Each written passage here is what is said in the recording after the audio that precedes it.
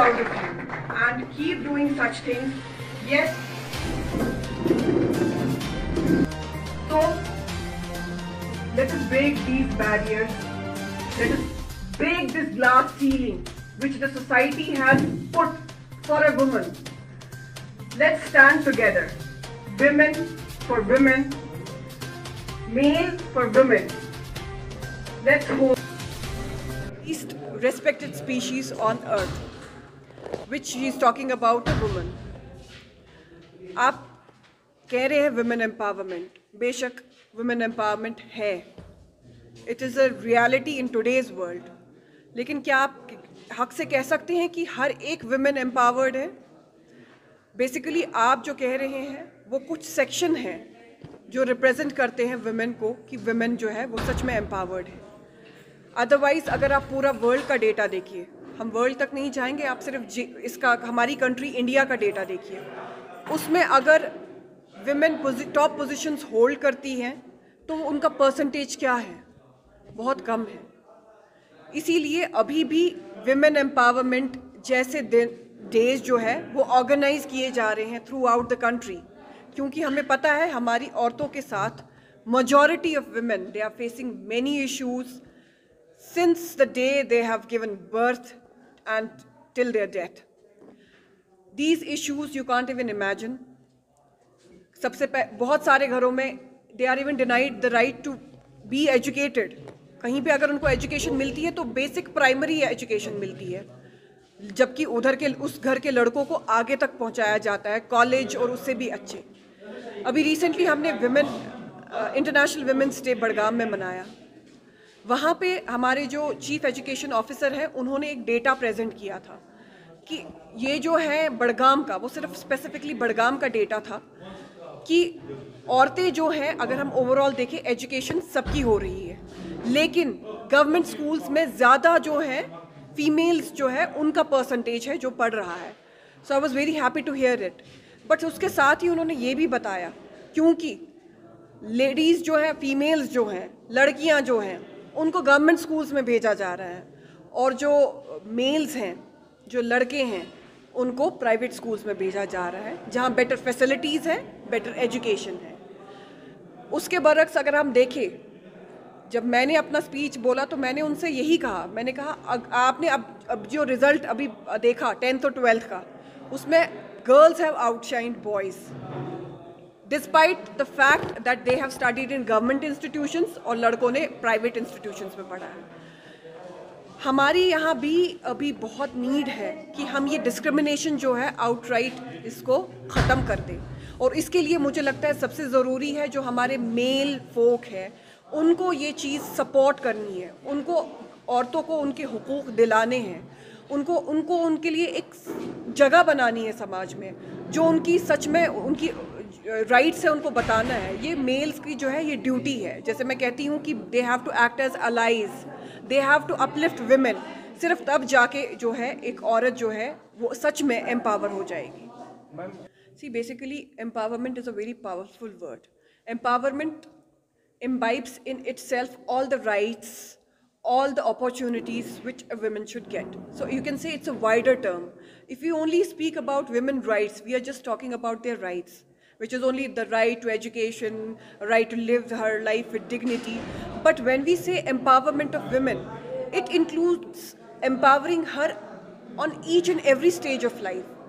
Even if she is not working, she is at her home, she is at her matrimonial home or her patrilocal home, she is supposed to be empowered. She is to be encouraged for everything she does. Maybe she is not working. She is not working in some institution or in some government organization or even a private. But then does that mean she doesn't have any right? She doesn't have to enjoy her status. Even if she is staying at home, she is a homemaker. We call her a homemaker. It's a wide term. It is much more powerful than a working woman, you know. She is to be, you know, she just wants acknowledgement. So we are saying women empowerment in every sense, every phase of her life. So that is why we use this word. देखिए औरत के हुकूक तो वहीं के वहीं हैं. कमज़ोरी सिर्फ एक है कि मे बी हमारे मर्द जो है वो रियलाइज़ नहीं कर रहे हैं. बहुत सारी जगहों पे ऐसा होता है कि हाँ वो उनको राइट्स दे रहे हैं कि वो उनको पढ़ा रहे हैं, लिखा रहे हैं, फिर वो उनको जॉब नहीं करने दे रहे हैं, या उनका पावर नहीं है कि वो कोई डिसीजन ले सके। इवन अपनी लाइफ से रिलेटेड जो है वो कोई डिसीजन नहीं ले सकती है। वही सबसे बड़ी कमज़ोरी है। जब आप उसको इंडिपेंडेंस दे ही नहीं रहे हैं, आप कैसे एक्सपेक्ट कर रहे हैं कि वो कल को कुछ करेगी? उसमें वो कॉन्फिडेंस कैसे इंस्टिगेट होगी? तो सबसे पहले ये वहीं से शुरू होना है। औरतों में कोई कमी नहीं है, आपको उनको एनकरेज करना है। कुछ औरतें हैं जो अपनी राइट्स के लिए लड़ सकती हैं, बट हमारी मेजॉरिटी ऑफ वुमेन जो है they stay quiet, they don't speak about their rights, they don't speak, बस वो अपनी ड्यूटीज़ करती हैं, वो अपने हर काम को अपनी ड्यूटी समझ के करती हैं।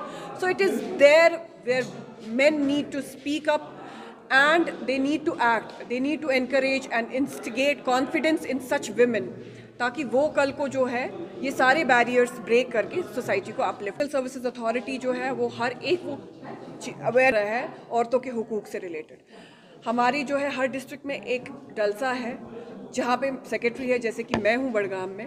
हम लोगों को सबसे पहले स्पेसिफिक डायरेक्शंस हैं नेशनल लीगल सर्विसेज अथॉरिटी और हमारे अपने एग्जीक्यूटिव चेयरमैन से जो हाई कोर्ट में है कि सबसे पहले सबसे ज़्यादा प्रोग्राम्स जो हैं आप औरतों से रिलेटेड करें, उनको उनकी राइट्स पता चलनी चाहिए। और ये प्रोग्राम्स स्पेसिफिकली आपके हेडक्वार्टर पे नहीं होंगे, ये फार फ्लंग एरियाज़ में आपको लीगल एड कैंप्स लगाने हैं। उनको बताने हैं कि अगर उनकी कोई भी राइट जो वो चाहती हैं कि कानून उनको दिलाए, तो उसके लिए उनको फ्री लीगल एड मिलता है। वो हमारे पास एक सिंपल एप्लीकेशन देती है जिसको हम जो है फ्री एक काउंसिल देते हैं हमारे पैनल लॉयर से, जिनको गवर्नमेंट पे करती है।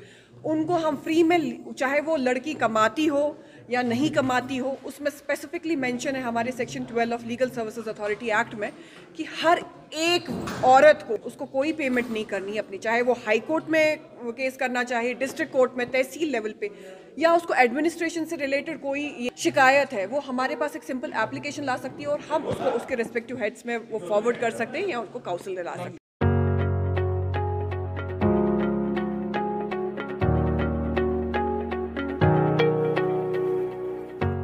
जम्मू कश्मीर का नंबर 1 स्कूल जीडी गोयनका अब आपके शहर बारामूला में।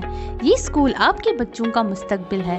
आइए अपने बच्चों का फ्यूचर रोशन करने के लिए जीडी गोयनका बारामूला में तशरीफ लाए।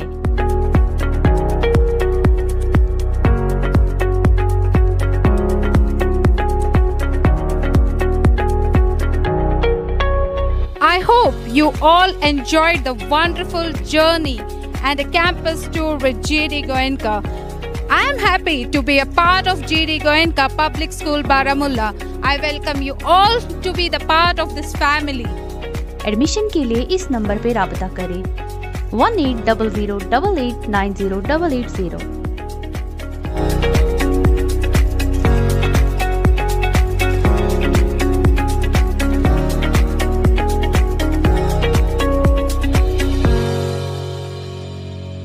I am Raja Bukar, trustee and the secretary of GD Goenka Public School Baramulla. We developed this school with the intention to impart a quality education to the children of the J&K UD. We are simultaneously constructing a hostel facility for the students of J&K and outside J&K. So we can target outside students also in our school.